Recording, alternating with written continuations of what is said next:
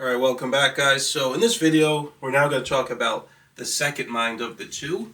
So the second mind that you have is the one that pretty much your whole book is about, and that's going to be your subconscious mind. So the subconscious mind I also like to call the positive mind. And I use the term subconscious mind and positive mind interchangeably. So why do I like to use the term negative and positive? So the reason I like to use that terminology is because the conscious mind, in many ways, it works kind of opposite or diametrically. It's diametrically opposed to the subconscious mind. So they have opposite properties or qualities. So it's kind of easier to think of the way the two work in terms of like a kind of polarized dynamic. So kind of like, like electrons and protons, or a positive terminal, a negative terminal when it comes to electricity. So I just find it useful to think of it in that way, so it's kind of easier to categorize their properties.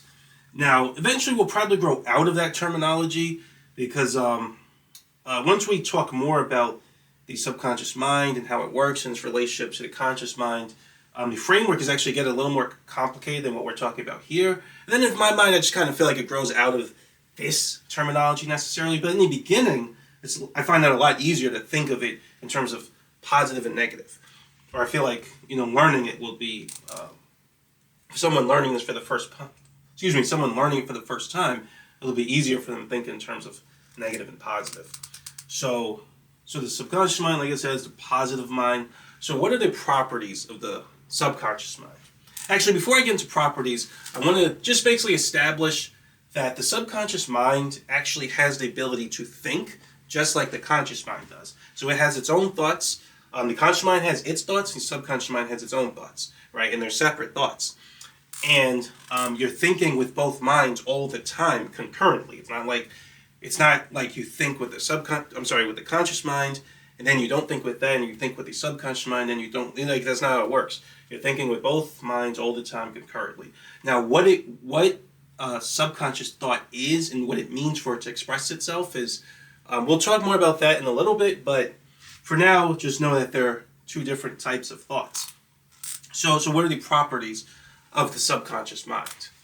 Well, the first property is timing. Now, to understand what timing is, I like to just compare it to the conscious mind. If the two minds are diametrically opposed to each other, and the conscious mind has free will, which means it can think whatever it wants. It has the ability to choose to think whatever it wants to, anytime it wants to. If that quality is opposite to the subconscious mind, that kind of gives you an idea of what this is. So in other words, the subconscious, the property of timing basically means that the subconscious mind does not have the ability to think whatever it wants to, whenever it wants to, right? So that's very important. It's probably one of the most important qualities to understand about the subconscious, at least initially, is that with the subconscious thought, you can't just think something at will, right? It doesn't have free will, in other words, right? The subconscious thought is constrained.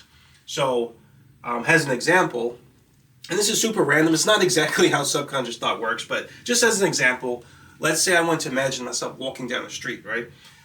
With my conscious mind, I can do that easily. I could think myself walking down the street. I could do it anytime I want to, with no problems, right? I only stop when I choose to stop. But if I wanted to think of myself walking down the street with the subconscious mind, I can't do that anytime I feel like. If I wanted to do it just in the moment, I couldn't, right? That's actually how subconscious thought works. So that's why people have so much trouble controlling their subconscious, right? Because they're not recognizing the timing element. You can't just think whatever you feel like, whenever you feel like. You have to basically get the timing right. Right now, what it means to get the timing right, how you do that, is a much longer explanation, and that's what all the rest of the chapters are gonna, one way or another, is gonna be about discussing, right? Because that basically has to do with controlling the subconscious, which virtually is what all of book one is about. So it's a much longer explanation, but for now, you just have to know that the subconscious mind does not have free will. It can't think whatever it wants to, and is constrained by timing.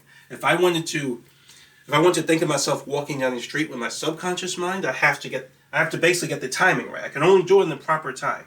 So what is quantization? See, what's the second property, which is quantization? What do I mean by this term? Well, this is a term I made up, right? So you won't find it in a dictionary or anything. But quantization is basically, it's basically an extension of timing, but this is a broader term. And we'll talk more about it later. But quantization basically determines the timing, right? So if I want to imagine myself walking down the street, I would have to quantize my subconscious to get it to imagine myself walking down the street. So if it's properly quantized to express itself in that way, then that would be the time that I could think myself walking down the street. So timing comes from quantization. Quantization has different parameters. There are different things. We haven't discussed them yet. That's actually in chapter 2. But there are different parameters the subconscious has, where if you get this parameter to do this and you get this parameter to do this, then you'll get the timing. You can now get your subconscious to express the proper thoughts. So quantization is basically refers to the principle that certain parameters have to take on certain values to get your subconscious to express itself a particular way, right? So that's very important. Now, why I use the term quantization, it actually comes from it's based on quantum mechanics. It kind of reminds me of that. So in quantum mechanics, basically energy, when quantum particles absorb or emit or lose energy, they can only do it in discrete amounts. So they can't do it in a continuous way, or just they can't do it in a way where the energy is allowed to take on any value, right? It can only do it in discrete, it's called quanta or quantum amounts. So it kind of reminds me of that, because the subconscious, the quantization effect of the subconscious kind of reminds me of that in the sense that it's like you can almost say its expression is quantized in a way, right? It can't express itself any time it wants to and in any way it wants to. The parameter, it can only do it when parameters take on certain values. So that's kind of what I think of when I was first recognizing this behavior in the subconscious. So that's why I just use the term quantization. It's not continuous, at least in time, and in expression. And so what is the third property? So the third property of the subconscious is energy. So that's also very important. So energy, the energy principle of the subconscious basically means that subconscious thought has an energy component to it. That energy component can get higher or it can get lower. And the way the thought expresses itself and what it means changes, right? So a subconscious thought that has a lot of energy is going to be experienced very differently from a subconscious thought that has a small amount of energy. So learning how to control your subconscious is all about this guy. It's all about learning to control the energy. So actually, in the book, I'm actually going to use the terms subconscious and subconscious energy interchangeably. Technically, the subconscious is just a metaphysical substance that represents who you are, or your second mind. And that metaphysical substance also has the property of energy. So technically, the terms are kind of referring to different things, right? The subconscious refers to the substance itself. The energy refers to a property or characteristic of the substance. But, there's almost no need to talk about subconscious energy without talking about the subconscious. So I just use the term subconscious and subconscious energy interchangeably also, along with positive minds. I don't think it'll be too confusing because, again, subconscious and subconscious energy is virtually, in all contexts, is pretty much the same thing. Or you can pretty much use them interchangeably without losing any information. So now the conscious mind, technically, you could think of it as having energy, right? So, for example, let's say I want to think of myself walking down. Let's say I want to move my arm, right? That's I can do that with my conscious mind. And we haven't really talked too much about those types of things yet, but if I want to move my arm like this, I'm using the conscious mind. Why? Because I can do it anytime I want to and as much as I want to. There's no timing constraint to it. There's nothing I have to do to get it to be quantized properly so I can get the timing. So that's clearly property of the negative mind, not the conscious mind. So technically, if I do this, you might say I'm moving my arm with less energy than if I did this, But I don't like to think of it as having energy because there's still a principle about this that we'll talk about in the next chapter, chapter 2, that is different from when I do this, right? And you can't control the energy at will like that. So to me, the negative mind or the conscious mind that has no energy component to it because it just works too differently from this. So for example, if you think of yourself walking down the street, or if you solve math in your mind, or you're just thinking, what you want to eat or whatever, right? Those thoughts have no energy component to them. Subconscious thoughts do have an energy component to them. So now that we kind of went over the properties, what's a good example of a subconscious thought? Well, we actually went over it. I mentioned it a little bit in the intro videos. So actually, I should write it here. So emotions, right? Emotions are a good example of a subconscious thought. Now, you don't really think of emotions as being a thought, right? It's a feeling. But no, it's a thought it's a thought that comes from your subconscious mind. So your subconscious mind thinks, that thought expresses itself as what the conscious mind experiences as an emotion. So an emotion is a subconscious thought. Now, if you really think about it, it's kind of obvious, right? Emotions follow all three properties. So let's say you want to be confident. That's like the easier one. So let's say, like, I have trouble public speaking, right? I hate public speaking. I always had trouble with that growing up.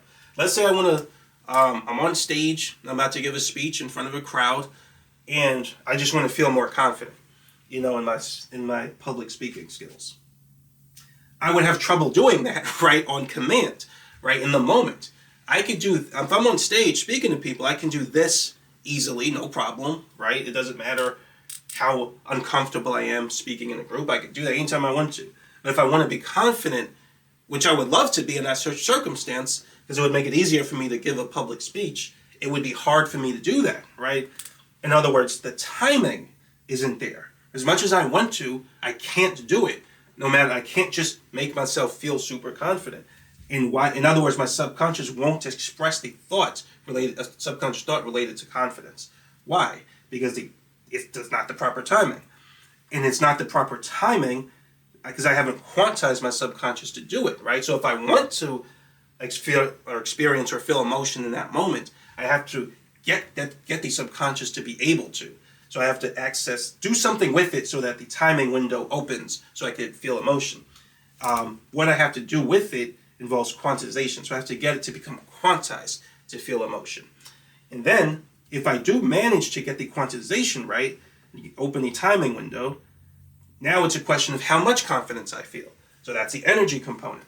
So if I feel a lot of confidence, that means that subconscious thought has a lot of energy. If I feel a tiny bit of confidence, then that subconscious thought has a tiny bit of energy, right? So as you can see, emotions follow all three parameters, right? I can't just easily feel whatever emotion I want to, anytime I want to, and with as much energy as I want to, anytime I feel like, right? Which is completely different from the negative mind. With the negative mind, I can think whatever I want. It has complete free will.